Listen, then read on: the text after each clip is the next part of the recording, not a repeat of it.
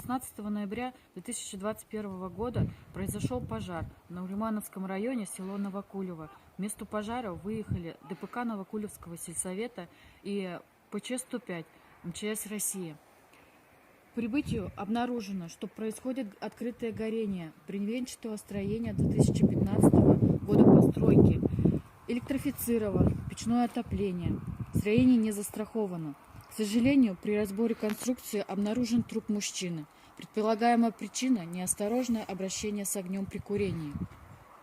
Напоминаю, что в республике проводится акция «Вместе против пожаров», целью которой является стабилизация пожарной обстановки и мотивация граждан по страхованию своего имущества от последствий в результате пожара, а также установки в своих домах пожарных извещателей. Призываю граждан присоединиться к данной акции и защитить свой дом, себя и своих близких. Помните, пожар легче предотвратить, чем сожалеть о его последствиях.